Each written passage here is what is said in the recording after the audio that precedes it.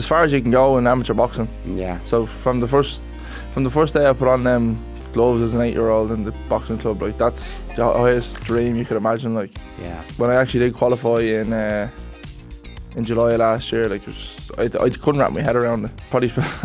I'd probably spent more time in the boxing club than I have in my own house. Every boxer has to believe he's going to win. You know what I mean? You can't go into a ring thinking you're going to lose. You know? I believed I had a chance against this Cuban because, alright, he was 6'7", I'm 5'7". He's a southpaw. I love fighting southpaws. You know what I mean? It was going to be who was the quickest right hand, and I had the quickest right hand. We've evolved into a huge nation of boxing. And back in the days, we used to have the slugger. You know what I mean? We used to have the brave fella. Now we have technically and tactically brilliant boxers. You know what's even more scary is what's coming out after us and after him is even better again. I used to be out in Abbottstown Tuesday to Friday, and then and then Monday, Saturday, Sunday I'd deliver flowers. No way. Yeah. I would be fairly intimidated if I saw you coming in with a bunch of daffodils. I hope you were walking and running to each house, right? Yeah. Could you imagine him coming in? I'm not going to slag off any other sports. Of course. Right, from bottom line. But the bottom line what it is, we are the best, and it's not by fluke. We're not the best. We are the best. It's by hard work from everyone involved in boxing. Okay. And with that, you know, for us to be so underfunded of what we are compared to other sports, I'm not going to say criminal, but what I am going to say is it's a bit disappointing.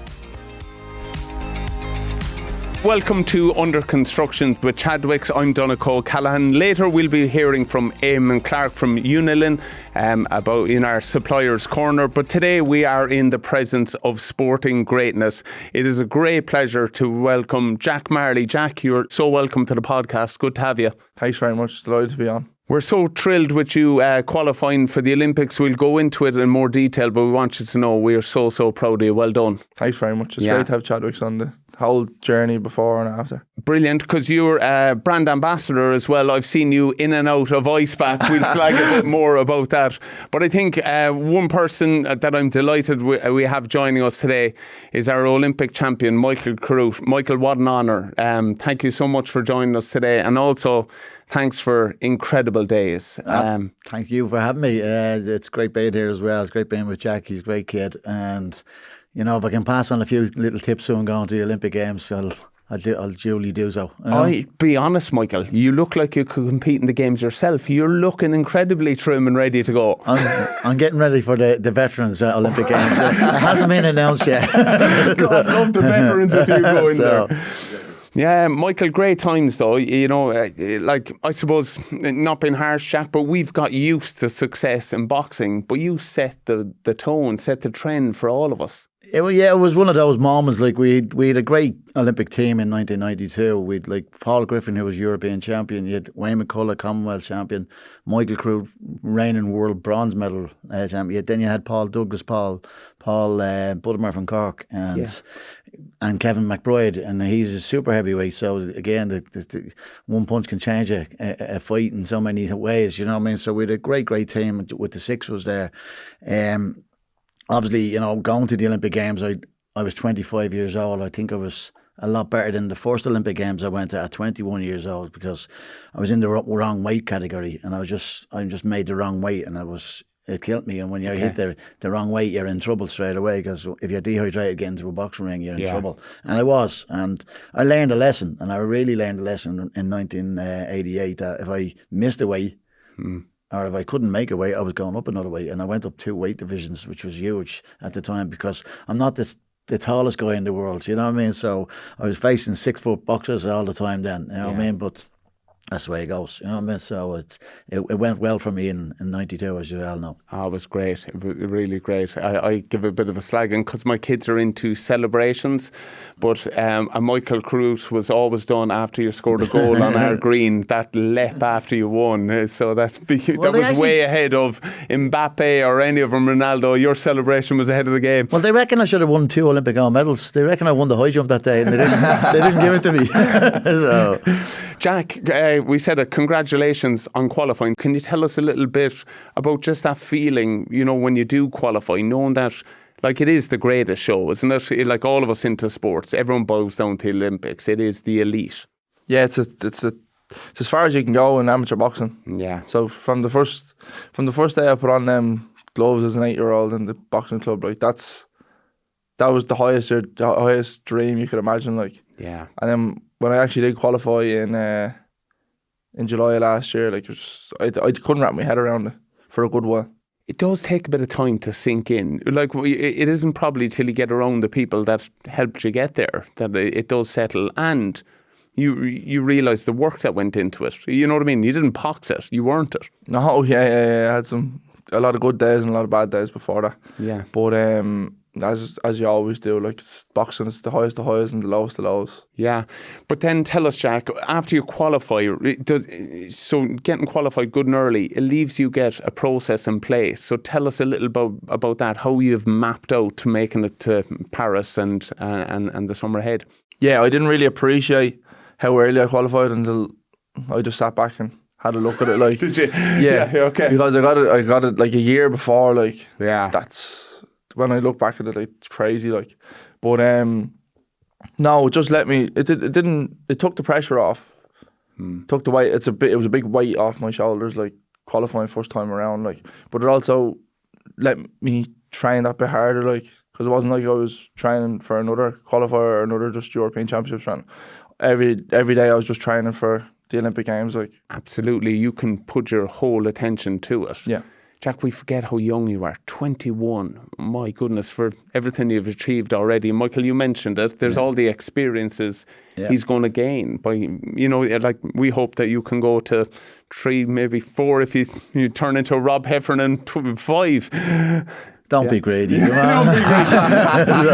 Just go to 1 and go to 1. I'll take every day as it comes anyway. Of course, yeah. But that experience is important, Michael, taking it in for the first time.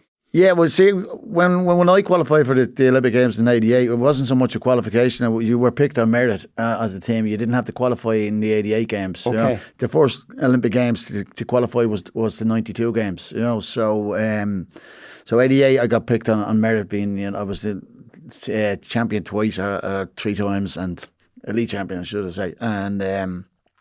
It changed somewhat differently then in '92, that you then had to qualify. You had to go and fight qualifiers, and then 1991 I boxed the famous Billy Walsh in the elite finals, and Billy got a decision over me, and I said, I love it. Yeah, I won't say he won. Yes, But what happened was, it was a little bit of a threat to me as well, that I felt, hold on a minute, if he wins the next ones again, he'll probably get the qualifiers, the Olympics. So I had to try go and win the '92 ones, and I did. And then we had to get a box up between one, was it me and Jim, me and Billy, and we're best mates. We always were best mates. You know what I mean? We went to the '88 Olympic Games together, and we roomed together. Anywhere we went, me and Billy roomed, and then all of a sudden we're fighting one another every weekend. You know what I mean? And it was a little bit of pressure as well. That then I beat Billy in the '92, and I had to go to the qualifiers in Italy, in a place called San Palero, and all of a sudden I was breaking bones everywhere in 1992. My hands were just falling to pieces on me for some reason. Between '91 and '92, I broke my hands 3 or 4 times, and they didn't know what was going on. And then all of a sudden I went to the qualifiers, and I won the last fight that I had to win to qualify for the Olympics. And I celebrated more, I think, for the qualifier than I actually did for the winning the gold medal, because I'd earned it now. The last time I was picked on merit. Yeah. This time I qualified for the Olympic Games, and like you just sit there, like, I qualified 3 or 4 months before the Olympics. Yeah, okay. I had something like 13 or 14 fights in '92, so I was ready for the Games. Other than my hands going wayward on me, I was ready for the challenge. You know what I mean? And it was really, I had loads of fights in 1992. And it stood to me, no question. Do you think that made you kind of battle hardened for it?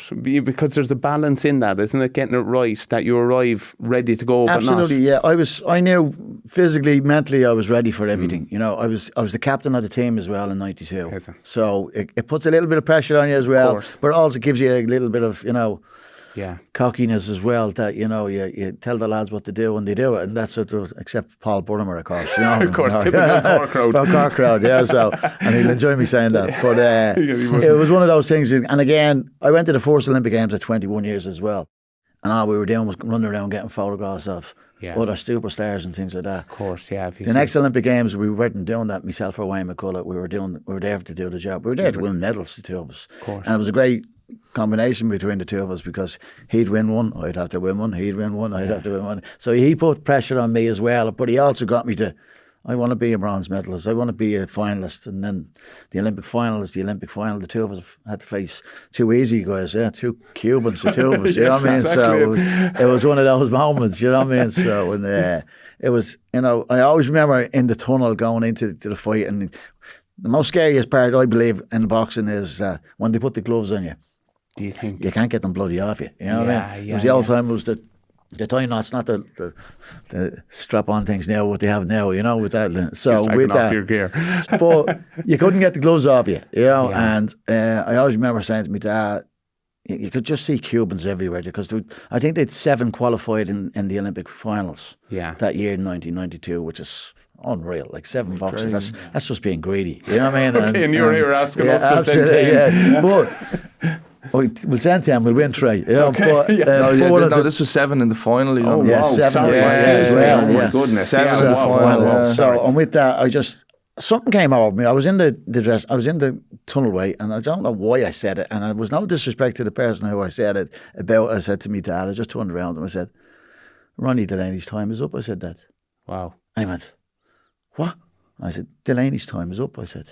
Amazing. And he said, every hair in his body stood up. You know, of he course. said, he's going to say, and my father's words said, the little fecker, he's going to do it. Yeah. Because he knew when I'd say something like that, But Michael, it can only those- happen. They're the moments, aren't I they? believed in myself getting in the ring. You know what I mean? And you have to, yeah, don't you? that's it. And like every boxer has to believe he's going to Yeah. win. You know what I mean? You can't go into a ring thinking you're going to lose. You Yeah. know? And I believed I had a chance against this Cuban because, all right, he was 6'7", I'm 5'7". He's a southpaw. I love fighting southpaws. You know what I mean? It was going to be who was the quickest right hand, and I had the quickest right hand. And he probably had a look at this fight saying, I'm going to beat this fella easy. You know what I mean? Yeah. He went after the first round. It was the first time he was behind in all the fights. It was the only time he was behind. You know, like I'd won the first round 4-3. You know, and he's under pressure. Yeah. And then we played a great game. We had a great game of chess. You know what I Dead mean? right, And dead right. it was Get one out of those early. moments.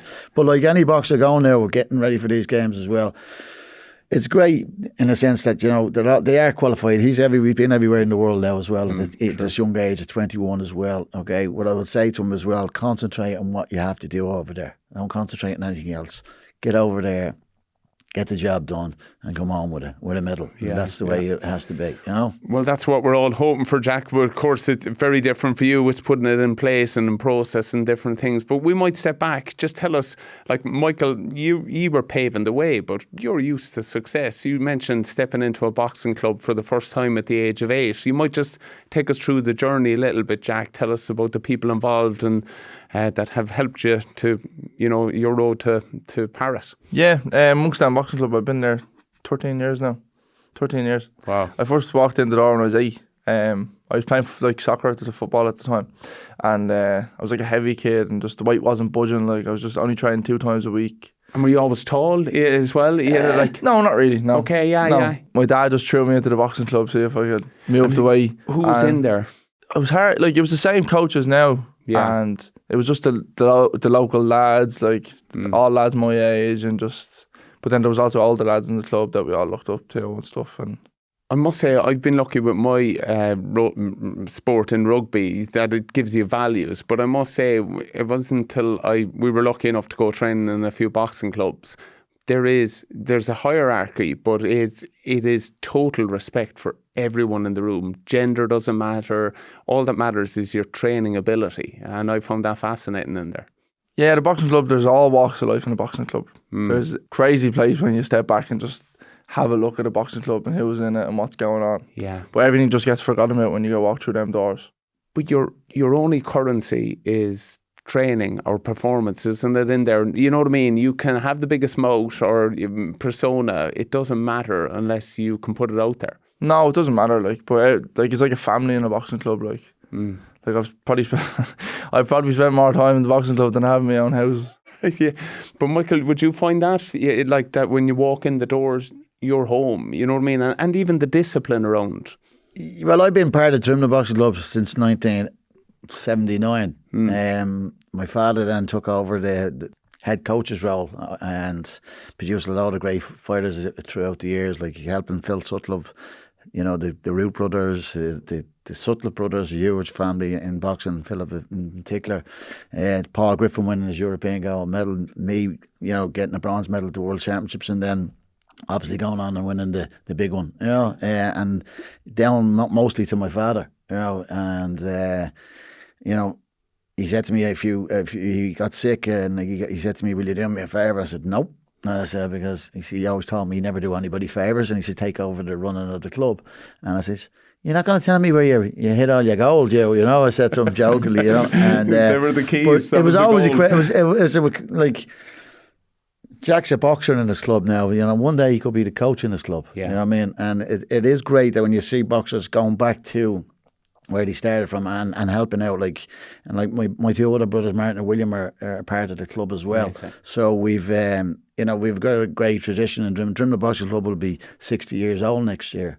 So with that, it's great help in a sense that you can talk to people like the Phil Sutcliffes of this world who'd been an Olympian before me, who went to the 88 games and the 84 games, Yeah. And it's great talking to people like that as well. And we're hoping to produce our own other Olympians again soon in the next couple of years as well. And that's what every boxing club strives for. That's a true club, isn't it? That everyone's valued in every step, and when you go out, you give back in a little bit. Drimna a little bit tougher as well, because you have, as I said, European, World, Olympic medals all over the place. So the standard is quite high, what I mean? But saying that as well, you have to set the standards high in boxing. You can't be just hoping that you're going to do it. You have to realise that you want to do it, and you have to put the work in. And the high performance has been a huge boost for the Irish boxing over the last 15 to 20 years. It's been phenomenal and run greatly by great coaches, and volunteers as well who help out as well. It's not just the coaches who are getting paid over there, it's the ones that come and do the voluntary work. And we had to drop him over if he hadn't got a card at that time and things like that. And it's huge voluntary that helps us out as well. You know what I mean? So, and it's, again, like, as I say, it's a sport that's, in the end of the day, you're the one getting in the ring on your own. Very true. And you're the one that has to produce. You know what I mean? And if you don't, you don't. So many people can support to that point, but when you step in under the ropes, you're by yourself. Yeah. And it's not just till you get under the ropes. It's the hour before, that hour before a fight, feels forever. Can you give us a run through of training at the moment? What's your training schedule like at the moment? Monday to Friday out in the National Institute in. So this is the high performance. I'm out in the high performance Monday to Friday. Wow. So be 2 or 3 sessions a day. Okay. Be pads in the morning at 7:30, and then could be track or a boxing session in the about 11 o'clock, and then we have S&C or another boxing session at 4 o'clock. Okay. And then that's the day. How would that have changed from your time, Michael? Like we spoke about the high performance, and Jack, we might come back to you about some of the coaches because they're doing an incredible job, but just the difference there and how scheduled. Well, the difference was we didn't have a high pace. Okay, the bottom line was, like, we had to get on with our own training, no matter who you were, so as I said, fortunately I had a great coach in my late father, Austin Carruth, and a great team in Drimna as well. You came to Drimna Boxing Club and there's so many bloody All-Ireland champions there. You'd be going, oh, Tommy's here. Here we go. They'll have to spar. But I didn't realise we're going, oh, Michael's here as well. You know what I mean? So, very true. So with that, it was always a competition, who could spar better, who could, perform better, the whole 9 years with that. But we did get a training camp for Barcelona down in Kerry. They sent us to Kerry, of all places, right? We went off to Portugal and all spots. We got a training. It was the budget was yours. It was Castle Cove. Was that down in Kerry? And we trained in the ballroom. They put a few. It wasn't even a real boxing ring, and we trained there for a couple of weeks. But the good thing about that was, like, you got the curry club or the beach there as well. It was gorgeous to look at, but terrible to run at 6 o'clock in the morning. You know what I mean? And heavy sand and the whole 9 yards. But then we had Nicholas as a coach, and my father also was picked as the secondary coach for Barcelona. But like we didn't have the high performance then. But like, you know, that age is age. You know, it's you have to pull up with what you have. We had a great training camp. We had a great team. We had the whole 9 years with that. You know, we then went to Germany for around 5 weeks as well, and we trained over in Germany. And the German thought we were a bunch of pushovers. You know what I mean? Which when we got into Sparta, they realised we weren't a bunch of pushovers. You know what I mean? Yeah, Like back in the day, and you know, the Irish were always regarded. You know, you're going to get a fight against them. Yeah. You know. But, you know, probably they're not the most technical boxers in the world. They'll fight you, you know. And that was a stigma about boxing for years. And then it's changed considerably now. You know, you're going to get an Irish boxer. He's going to be technically brilliant. Fitness is going to be there, you know. Giving up is not in our makeup, you know what I mean? And it's that type of work that gets us what we... we are the greatest sport in the history of Olympic Games, winning more medals than all combined. And I don't like saying that. No, you know? Everyone loves you saying that. But the thing is... Because it's earned. It's 100% it's earned. the truth. We are the best sport by far. Yeah. And it's done because we have great people around us. Yeah. You know? And we have great coaches around us. Our parents, our families, all support. You know, and it is super in that regard. Now, the high performance was a guy called Nicholas Carruth. I have to mention a great respect to him as well, because he definitely brought boxing into a different light. Yeah. Okay. Cuban coach, and he was coach for Ireland for around 3 or 4 years, but he brought different methods into training. You know? Okay. I'm stubborn. My father won the Olympic Games for me because we had such a comradeship. We were more like brothers than we were father and son. Where's Michael? With Ozzy. Where's Ozzy? With Michael. You know what I mean? And we had an understanding when to stop talking boxing as well. Yeah. You know, give it over. Not in the middle for it. You know what I mean? And we had that kind of understanding. Nicholas brought us into different tacticals and training methods as well to help us out greatly. And if not for him and Austin Carruth, I wouldn't be here today. You know, and that's the truth of it. It's amazing. Even that moment where you mentioned where you said that to your dad, but he knows you're winning goal there. Yeah. You know what I mean? Like, he doesn't need you to throw a punch. You just take him. He just knew, like, straight away that whatever came over him or whatever the thing was, and, you know, and I said, you should have put a 10 on me. Yeah, exactly.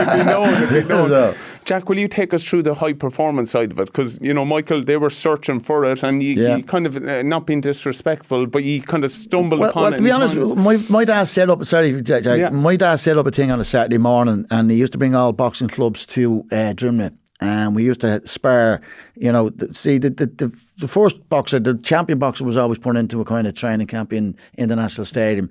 But the seconds and the thirds and the fourths were forgotten about. Yeah, big problem. So what he started doing was working on the seconds and thirds and fourths. Yeah, to maybe becoming the first. There you go, if you lift the boat. And he brought a lot of people into Drimnagh Boxing Club every Saturday. We don't used to do two training sessions a day. One would you get a sparring session in one of those training sessions, you know. And you know, if you're the 4th ranked boxer in Ireland, and you're knocking crap out of the 2nd boxer in Ireland, you know, your confidence levels has to boost up.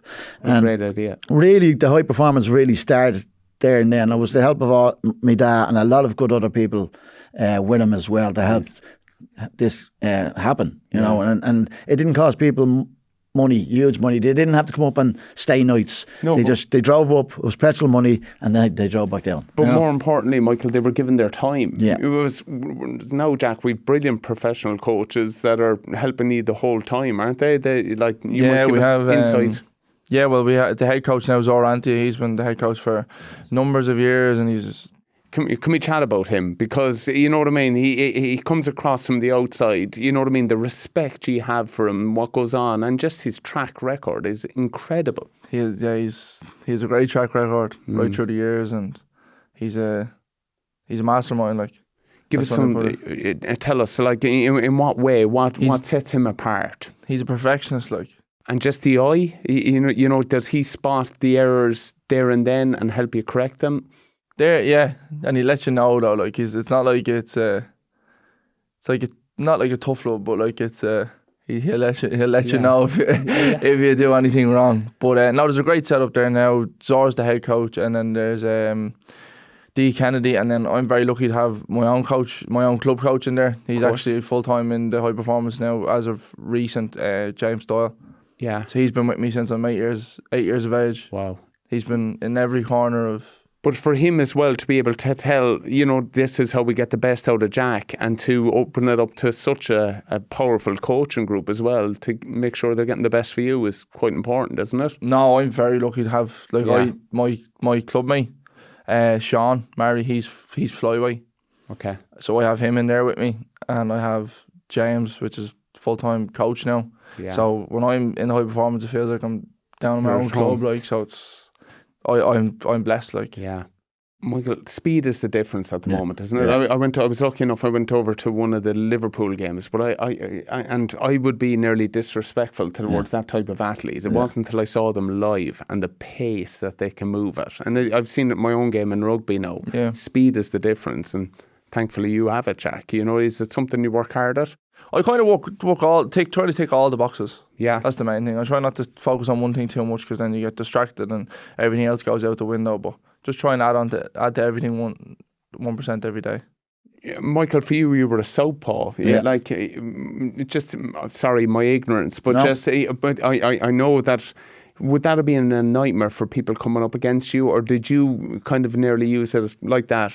That's your. Well, back in the age, like, people didn't like southpaws. They didn't like to fight southpaws. You know what I mean? And I didn't go southpaw because I didn't know that kind of statistic that, So, like, when you look at Olympic success in winning gold medals, it's hugely southpaw outnumber orthodox. No way. I made a suggestion to our boxing club, was that all our boxers would come in, we turn them all into southpaws. You know what I mean? Did you genuinely mean it? Yeah, honestly. It'd be 1 to 10, like. Yeah. Wow. Yeah. And a southpaw's winning. It'd be 1 to 10 at least. And now, still. See, the old cliche with the southpaw or the orthodox is, which is your strongest hand? If your strongest hand is your right hand, you're an orthodox. If your strongest hand is your left hand, you're a southpaw. Your backhand should be what they're saying, should be your strongest hand. And I just kept switching when my dad turned around and he just said, right, stay that way. It's the best ever coaching you ever done. You know what I mean? And he left me there. And I've two other brothers, Martin and William, we started boxing at the same time. They were orthodox and I was southpaw. And for some reason, I started winning, all Irelands all the time and things like that. And again, based on my father's training methods in the whole 9 yards, it was usually, boxing was always the first conversation, last conversation on a Sunday afternoon, or whatever the case may be, But when you look at the HP unit as well, they've got some, if any of them get injured, it's not a long-term injury, you know what I mean? Because you've got straight away, you've got people there on you, where if you got injured back in their day, like, you're just sellotape job. Yeah, and do it up, and put some ice on it, it'll get better, you know what I mean? And in Barcelona, we had great medical people with us, on the team, on the Olympic team, you know what I mean? And of course, me breaking hands all the time didn't help, you know what I mean? So it's because you were hopping them off people. It's hopping them off everybody, But the thing was, I just went into it, when they put the wraps on me and they put the gloves on me, I said, right, 9 minutes. 9 minutes can change your life, Vic. You know what I mean? And I was going home either way, Olympic silver medalist or Olympic gold medalist, Wayne losing kind of spurred me on, because I was obviously shouting for Wayne. He got beaten by a great Cuban as well. And I said, well, my worst is his best. Was that the same day? Same day, yeah. How long before your fight was it? Oscar De La Hoya was in between the two of us. And you were out in the crowd shouting. Yeah, I was on the kind of tunnel area, you know what I mean? And shouting? Screaming at him. Yeah. So, are you serious? Yeah. So, and the two coaches. We only had two coaches on the team, my dad and Felix. So you were in the dressing room by yourself? Yeah. So when I said I was in the dressing room, and it can get very lonely in the dressing room, right? But it can also get everywhere you looked. There was a queue. And they're not cheering for you, Michael. And they'll give me a dirty eye looks in the whole 9 yards. So I said, right, listen, my best way is to get on the tunnel area and start shouting for Wayne. Yeah. True. It's better if you just get your mind off it. Can't be awaiting that lot as well. You know what I mean? True, and then with that, the Irish that were in the arena that day was only unbelievable, because everybody, we were in Barcelona, Seoul was only half an hour on the train. And the amount during of the people, summer, just everyone just come up for the day. Mid-August and 8th of August, was the day. And of course, loads came up from the holiday areas, everybody on the team, you know, the Irish Olympic team had accreditation to get in anywhere you wanted to get in there, and they all came to support us. And it was like basically boxing in the stadium. It was, because we had to support the Irish. Crazy. Like the Cubans got billed getting in, like they was, you know, man. So we were in Havana, they'd bill us, and it was a huge kind of. Again, every time I threw a punch, even if I missed, sometimes I got a cheer off the crowd, you know, so, and it was a great incentive to me as well that, you know, going, I'm fighting in front of the home crowd here, you know, and I got my head into that kind of space, you know, of getting into, you know, into a better place, you know what I mean? Like we all have, you all have now, obviously, you talk to sports psychologists and things like that as well. We didn't have that in our day, you know what I mean? But my greatest thing with me was if I knew I was 100% fit, I could beat anybody in the world. You know, that was always in my head. You know, and that's what we should use. All should think that same thing as well. Once I'm 100% fit, I can beat anybody. But Jack, you actually said that. Yeah, like you were saying, your fitness leads to you actually. If we used to say it in rugby, being fit makes the pitch smaller. You cover every bit of it. You know, that's very true. Yeah. So it makes it kind of easier. Doesn't make the ring any smaller, but no, it doesn't. I can imagine. Yeah. No, but just gives you that bit extra going in, like knowing that if worst comes to worst, you know, you can let your hands go here for 9 minutes non-stop and. Yeah. See, that sounds really easy to anyone listening in. They'd nearly be flippant in it, 9 minutes of work. But you have lifetime. You have no idea. It's a lifetime. You have no idea. And that first round's actually a bit longer. Is it? That first round feels a bit longer. Like wow, yeah.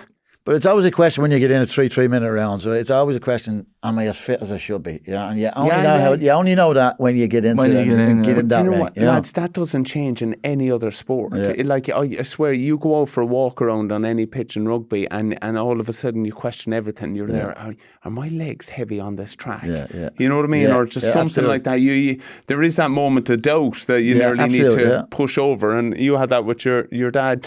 You know, when you're telling him, I'm taking it today. Yeah. In terms of looking after yourself, though, diet-wise, stuff like that, can you give us a run through on that?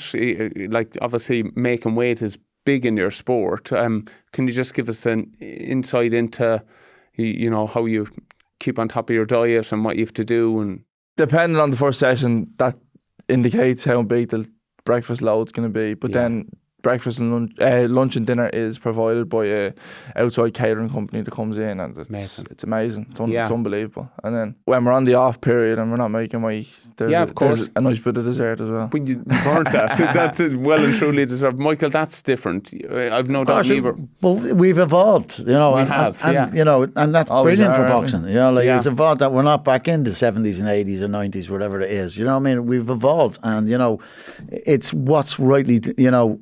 We should be getting the right training. We are the most successful sport in the history of Olympic Games, and I know I've said that before, but I'm going to say it again. Keep saying it. And we love it. It's we've evolved into a huge nation of boxing, and you know when you look at it back in the days, as I said again, you know we used to have the slugger. You know what I mean? We used to have the brave fella. Now we have technically and tactically brilliant boxers. You know, and it's what's even more scary is what's coming after us and after him is even better again. You know, which is phenomenal for Irish boxing. Yeah, because we haven't just sat on the perch and sat on 20 Olympic medals. You know, every kid wants to get into the game, as he said, wants to win a medal. You know, and it's superb in that way. Are you proud of that? Like, because honestly, the gold medal aside, of course you have that for yourself personally, but the legacy, to know that, like, look at this wave that has started from what you started. I had heroes in my life. I had the Fred Teeds. I had the guys who went, and Fred Teed won an Olympic silver medal in 1956. Okay. They had a great Olympic Games in 1956. Four boxers won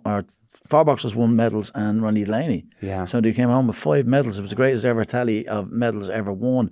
A bit before I was born in 67. But we grew up with the likes of these great people. You know, Mick Dowling was a great fighter as well, who fought for Drimnagh as well. He didn't, unfortunately, he never medalled because the Olympic Games that he did box, he got the wrong draw. He got the number one in both fights, and he got beaten in his first fights. You know what I mean?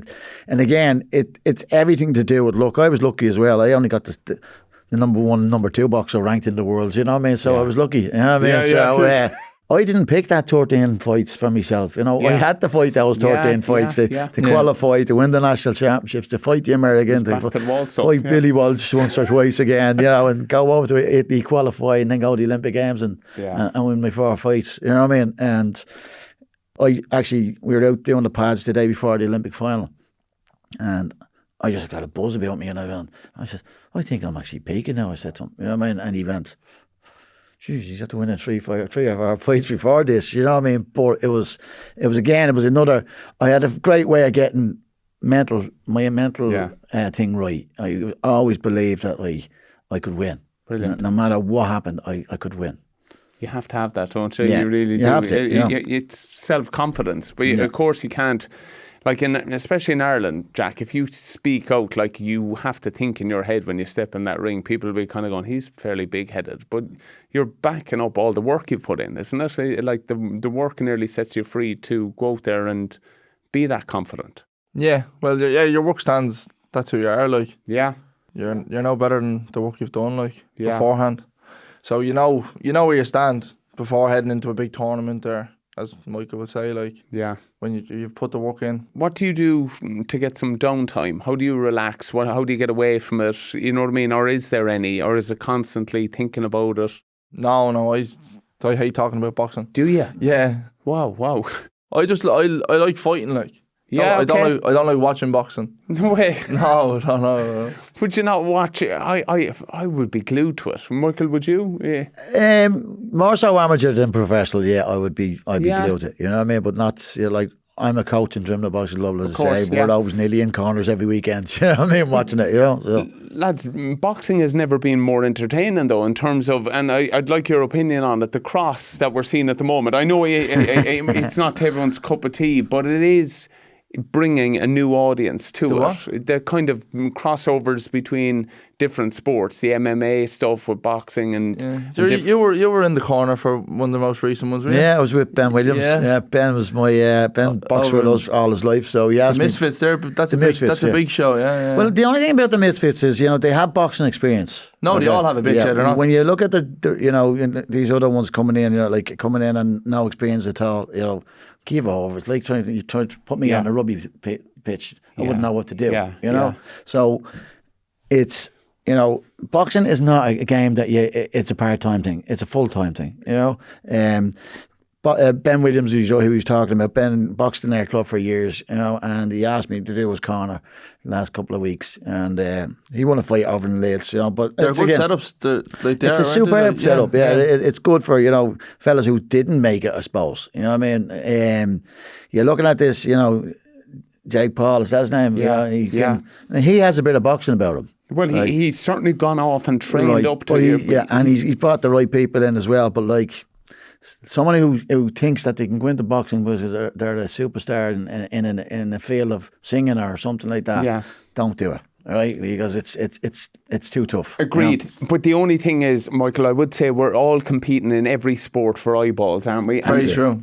I just look at my kids; they watch YouTube non-stop, and he is bringing that audience. Yeah. And if one of them then thinks, as a result of him, I might go down to the local boxing club and take that on, it can't really be a bad thing. No. Attracting anyone to the sport, no matter where you're pulling them in for, I think it's an advantage anyway. It's a positive. Yeah. But we're even seeing it with Fury now at the top end of the game, aren't we? Well, to a degree, with who he's boxing at these stages as well. But again, the professional boxing is a totally different dynamic to the amateur boxing. I was professional for 6 years. It was a different ball game. It totally was. It wasn't enjoyable. Where I enjoyed my amateur games, I didn't enjoy my professional career. Seriously, honestly, because you're like a piece of toilet paper.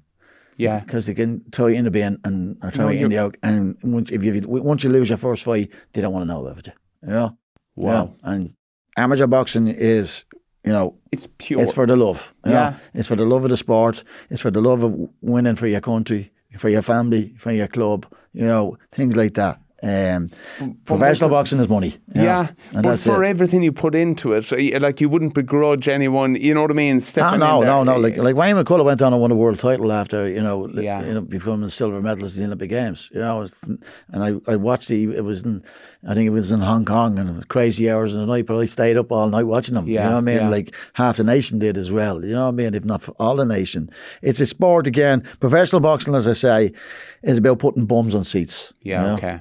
Amateur sport is about representing your country, representing your club, and representing your family. Yeah. And that's the way it goes. Jack, we heard Michael there, 6 years in a pro.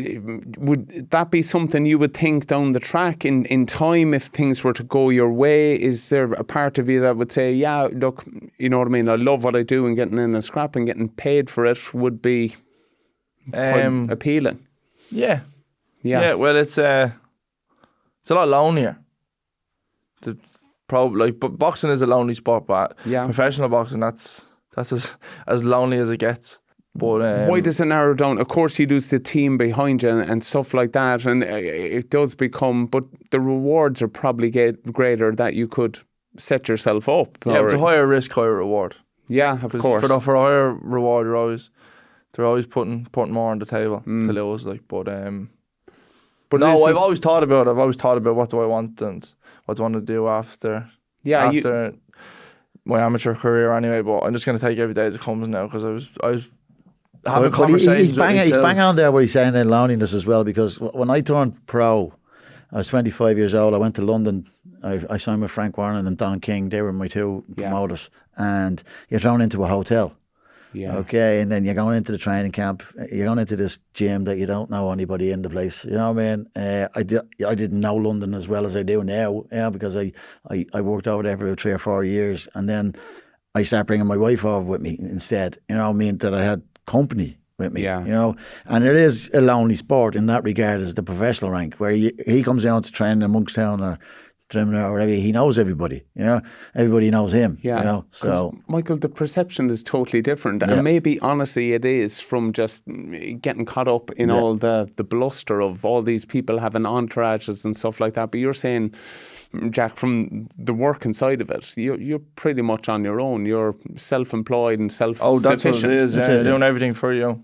Yeah, that's what it is. And you're only as good as your last fight. You know, so that's the terrible part of boxing as well. You're only as good as your last fight, and if your last fight means you have to get knocked down 3 times and you're stopped or you're beaten, people are going to go and come and watch again. You know, so. But then within that, like, that's the beauty of it, lads, isn't it? Like, there is no other sport like it. Michael, you've gone out about our achievements in Ireland at it, and we might chat a little bit about funding in a while because of how good we've done, but that resilience to get knocked down and to kind of go, be really honest with yourself and look at it, kind of go, yeah, they're my flaws, and if I don't fix them, that's happening again. You know, do you do that at your level, Jack? Are you constantly looking for areas to improve and get better? After fights, we do look back at the analysis of it and go over the whole fight. We're basically in a room like this, and we have the projector up on the thing, and we go through my whole fight step by step, breaking it down, and no, it's actually really good. That is incredible. Do you know what? The one thing I miss most from rugby is that meeting where people that care about you enough are completely honest. Yeah.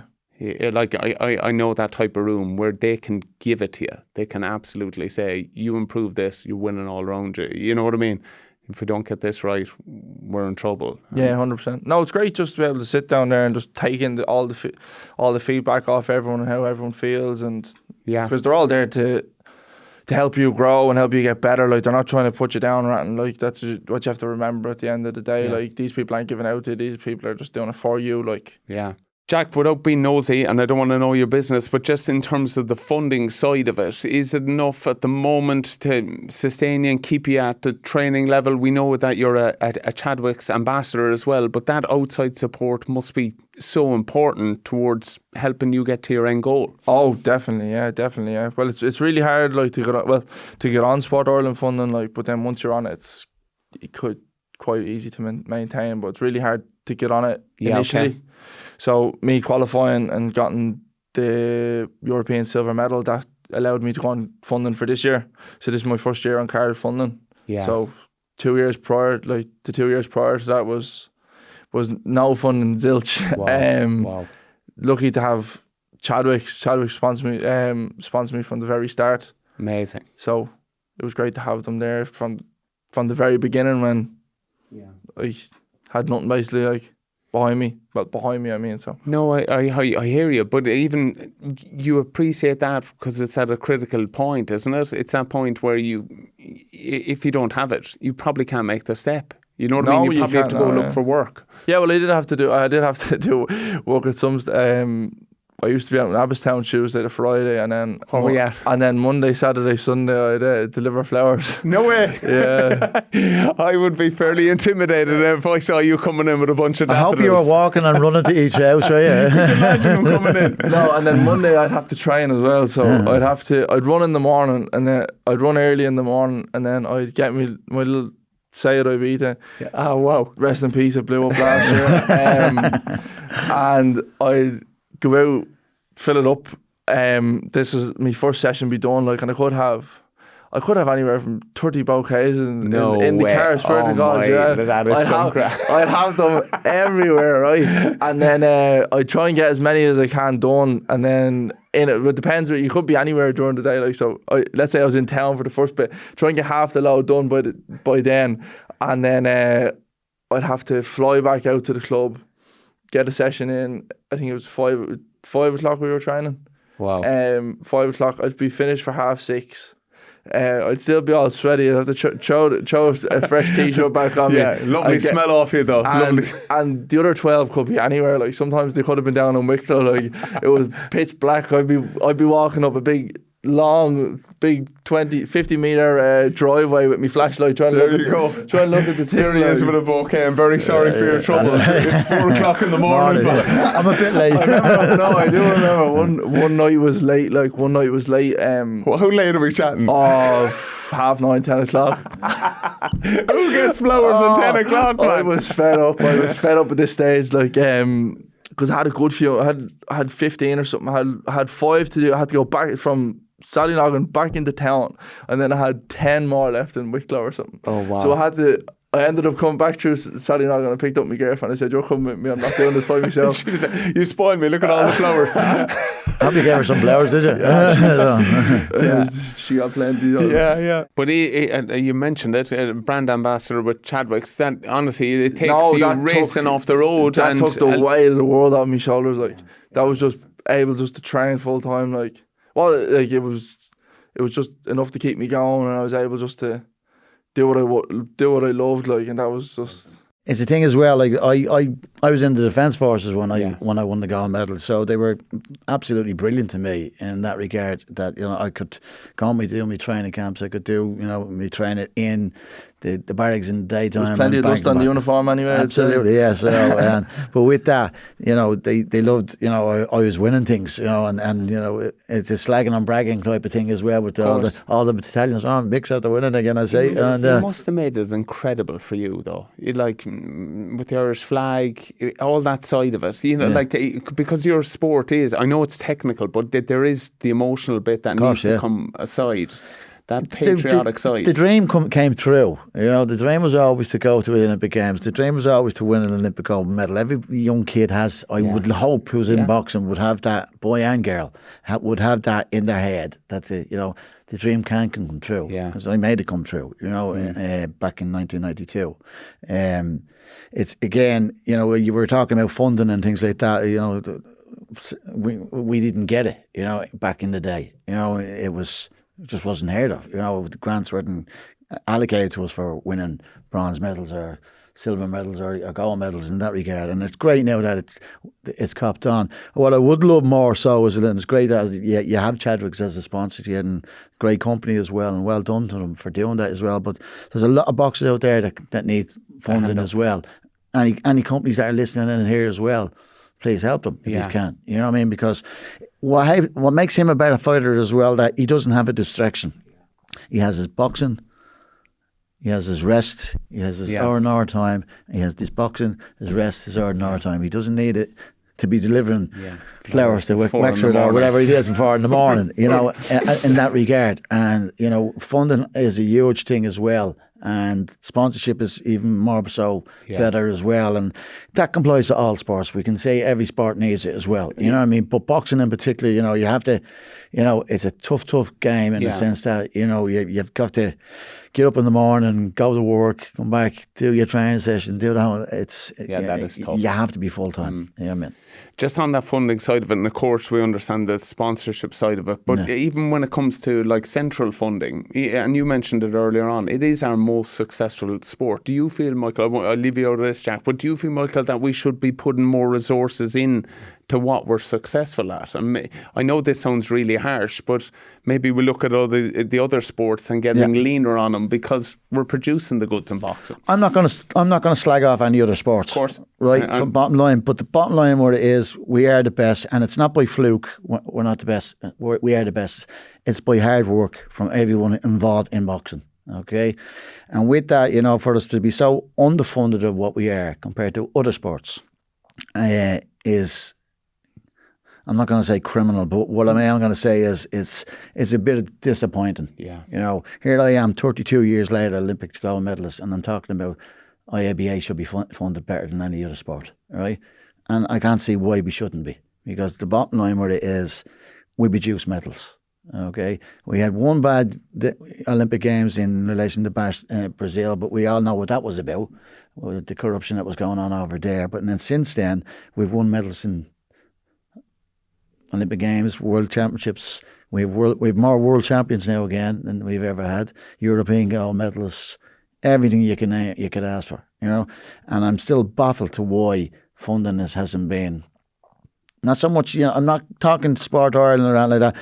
Bigger companies in the country as well could sponsor our needs, you know, because these are going to be the forgotten guys in 3 or 4 or 5, 6 years' time. It's what's coming up now is what we have to keep in the sport. Mm-hmm. You know, those 15 and 16-year-old kids, we have to keep in the sport. And if they're not going to make Olympic Games, if they're going to have to get a job and do a job as well as do their coaching or do their boxing, it's going to be hard for them.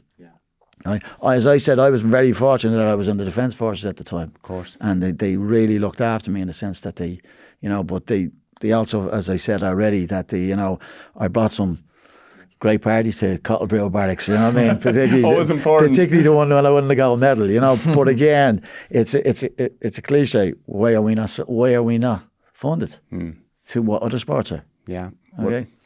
Well, Michael, I think you've thrown the knockout blow there. We'll leave it at that one. Lads, thank you so much for joining us on the podcast today. Jack, can we just wish you the absolute best of luck? I'm telling you, we're going to be so proud of you when you roll out and represent us in Paris, and we'll all be behind you. And Michael, thank you so much. Thanks very much. Honestly, some of the greatest days of our lives were cheering you on. You will not believe the lift you gave the whole country. We hadn't a clue about it, but you going out there and representing us and making us so proud is something we'll never forget. Thanks so much, lads. Thanks a lot. Thanks. Cheers. Welcome to our Suppliers Corner, and thankfully Patrick is back to join me. Patrick, thank you so much for coming in. How are you, Donncha? I'm great. We do love our Suppliers Corner, and we're delighted to be joined by Eamon Clark. Eamon, how are you? I'm good, thanks. Thanks for having me. It's great to be here. Yeah, we are thrilled to have you. You might tell us a little bit about your company, Unilin, please. Yeah. People would probably recognise us more if I said Extra Term. So we were Extra Term Insulation up until January 2023 when we changed to Unilin. So we're now part of a corporate brand that's not just insulation, but wood panels and flooring as well. Some of the brands people might recognise would be the likes of Quickstep Flooring or Prego Flooring. Very good, yeah. Now you have us. Yeah. So the Irish, the part, the business unit I work for is insulation, and it's Ireland, UK, and we manufacture and supply various types of insulation for the construction business in Ireland. But Unilin would be a huge brand around Europe, wouldn't massive. it? Yeah, and the rest of the world, yeah. So. Yeah, no, it's mainly Europe, but owned by an American company ultimately. But yeah, very, very big into flooring and wood panels in Europe, and have an insulation business there as well. So the core product for you though is insulation, and Absolutely. Insulation is so relevant today, isn't it? Yeah, you look at any of the figures, you look at what we have to build in terms of housing, you look at what we have to renovate in terms of housing, and that's just, insulation is a huge part of that, no matter what way you try to divide it up. It's always going to be a big piece of that jigsaw. Yeah, it's the centre of every conversation around new build or the retrofit market as well. Yeah, no, absolutely. I mean, we would supply, huge amounts into both new build and renovation and retrofit. Yeah, and it's like, I mean, what's the figures? 500,000 renovations by 2030, and anything between 20 and 60,000 units a year needed in new build. That's staggering, and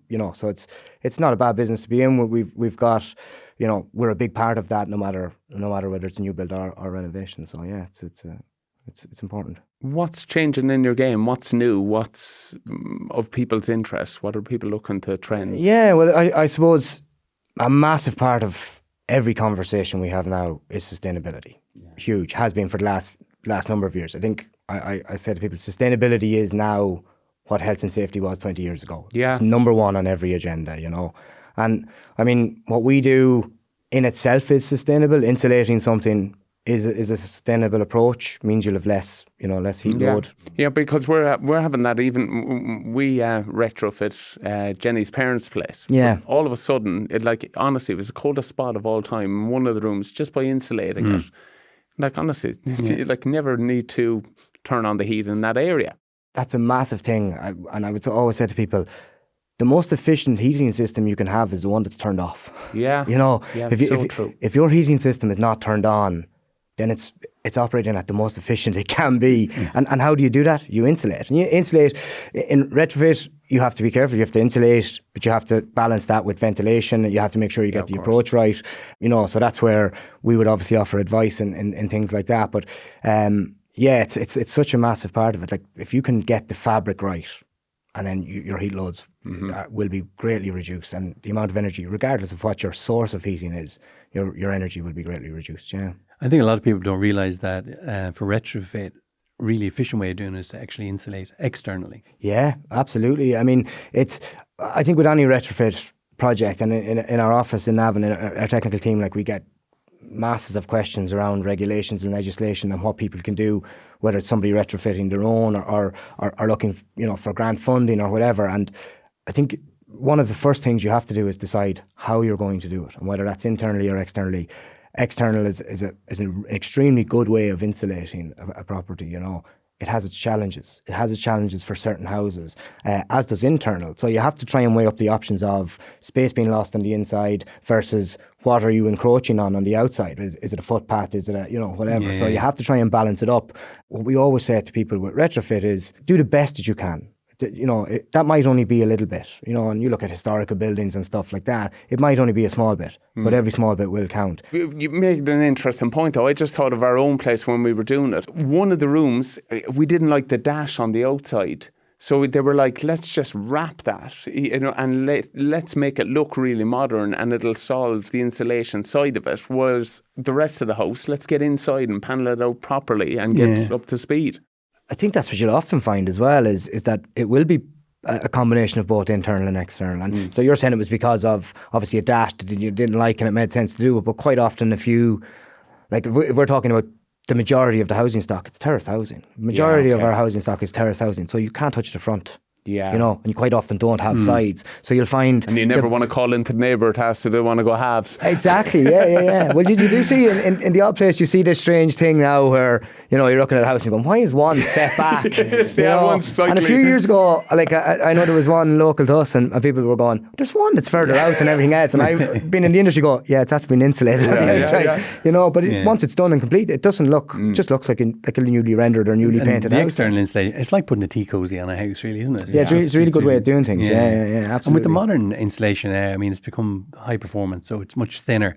You don't have these, 6-inch slabs anymore. Absolutely, the polyisos are much more efficient. And it's like anything. Obviously you wrap it on the outside, or if you're doing it internally, it's all about detailing. Detailing is where it's like we can all produce a board that has a thermal conductivity of that allows you to use this thickness in this application, but if you don't detail it correctly. I suppose the analogy you used to use of that, if you make all of the links in the chain stronger with the exception of one, then that becomes proportionately way weaker and it will break. So the detailing is really, really important. I think where we pride ourselves is the type of products that we make and the effort that we put into how you detail them. Like you take something like our cavity term, it's a new build product as opposed to a renovation product, but you'll be familiar with cavity term and corner panels, which is very simple. It's it's a piece of insulation with the corner, the 90-degree corner cut out of it. But it does so many things. It makes it easier for the contractor to install. Yeah. It gives the homeowner the confidence that the detail is done correctly because they've bought a piece that does the detailing for them. And it massively cuts down on waste. So back to the sustainability conversation, it hugely cuts down on waste on site, which is a big issue, like, you know. And the construction industry are responsible for so much carbon. You know, we're always being accused of doing that, and particularly the embedded carbon that we have in buildings. What, if anything, has Unilin done recently? Yeah, so like embodied carbon is such a big topic, and it's such a like for us. We can look at embodied carbon in a couple of different ways. We can look at it in a product level, which we do, and we have EPDs for all of our products. So regardless of what the product is, we would have an EPD, which is an environmental product declaration. It would give you the GWP or the global warming potential of that, which is effectively the embodied carbon. We have a new range that we launched 18 months ago now called Eco 360. Sample of it here. Yeah, it's our cavity term. It's a cavity term version of Eco 360, but what we've done there is we've replaced some of the chemical content with bio content. It's a small amount, and it's our first step into, an insulant with more bio content in it. But it's a great initiative, and it's replacing that chemical input greatly. Back to your point, Patrick, it greatly reduces the embodied carbon. Yeah. So that's a win-win for everybody. And I think what the other aspect of embodied carbon, actually people have started to semi-move away from embodied carbon and talk about whole life carbon. And actually an embodied carbon of a piece of insulation is largely, I'm going to say largely irrelevant. That's not fair to say that, but what really matters is actually where's that being used and what's it being used with. And you look at the whole life cycle of a house or a building or whatever else, and drilling into each element of it. And I mean, like one of the things, and we supply all industries, so we're not, it's not necessarily just a traditional build that we supply, but like everything in the news now is about MMC and it's brilliant, and we know we need it, and we know it's fast. And that's modern methods of construction. Absolutely, yeah. And we know that that's all required. But as I said, if we're going to build, 20, 40, 60,000 units a year, we can't take traditional build and go, well, we don't want that anymore. Yeah. We have to build in every method. And we done a study last year which showed that actually if you pick the right materials and sequence them in the right way and use them in the right way, that a traditional build can actually perform from a life cycle analysis point of view quite similar to say like a timber frame construction, which is really interesting. And modern methods of construction becomes so important now because we've shortage of skilled labour and taking that off site and doing it rather than having the guys on site, is a big part of it. Huge, skills shortage is a massive challenge, and I know one of your suppliers was talking in one of your podcasts about World Skills. We're also a big supporter of World Skills, and for the last couple of years we've sponsored the Brick Lane. So we were talking outside and you said Brick Lane, as if, what's that? Yeah. But that's where our insulation goes for the most part. It's going in cavity walls, it's the bricklayers and the blocklayers that are installing it. So that skill shortage is really, really important, and we need to do more to encourage more younger people to get into trades, not just blocklaying, but all trades. We have this fall away from trades in the last number of years that's just... It really needs to be changed. We need to flip that on its head and say trades are so important. Yeah, they're so important. Why do you feel that is a little bit? I think it's pressure from parents, and I think it's that it's not seen as a career that people want to be in and should be in. It has other challenges as well. Like, I mean, being a blocklayer for 50, 60 odd years.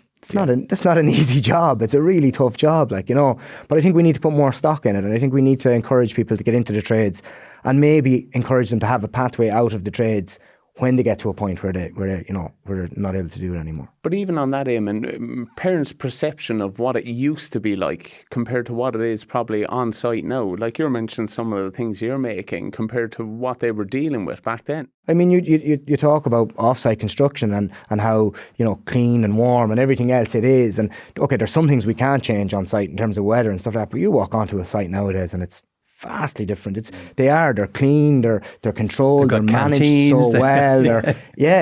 Toilets. Exactly. I mean, it's vastly different than how it was years ago. So I think we need to encourage the trades more, and that's why we support the likes of World Skills, and we're hoping that we'll have a block layer in Leon later this year. I'm not sure if that's decided yet, but we we're hoping. Yeah, we have a good team going to Leon this year. Yeah, so we you know, and we'll continue to support. It's one of these things. It's a funny one. You go to the World Skills, and we do lots of trade shows and lots of things, and they tend to be, you know, very focused. They're very much insulation or hardware or whatever else. You go to World Skills, it's just everything. It's so different. It's just such a variety of, you know, of things to look at and see, and it's a really interesting couple of days. Like to go. Good crack too. It is, yeah. And I'm. Can you get a terrace ticket as well? I wonder. What's your skills? Nothing. Can you leave me in? Well, I'm hoping if the block clear goes to Leon, I might go. Well, we might go and support that. Do you need someone to hold the bag? So, Eamon, can you tell us about the Discovery Hub? The Discovery Hub is just it's an interactive, you know, space in Navan in our factory that we can bring people in and we can show people our products in situ, and we can show them that detailing, you know. And what it does is it's one thing to put something on a drawing and say here's the detail, but it's another thing to go look at the detail, see how it's done, and this is why it's done this way. And that again covers right from new build all the way through to retrofit. And it's, as part of it, it has a training centre where we do a lot of collaboration and we bring in a lot of people. And, you know, I think Chadwicks have been in a couple of times and some of the branches and come in and they can do their meetings and whatever else, and then we can do the Discovery Hub. It's a really good initiative, and it's, you know, we're getting great use out of it. Brilliant. Eamon, thank you so much for joining us in our Suppliers Corner. We really do appreciate it, and continued success. Thank you very much. Thanks for having me. I really enjoyed it. Yeah, thanks, Thank Mel. you.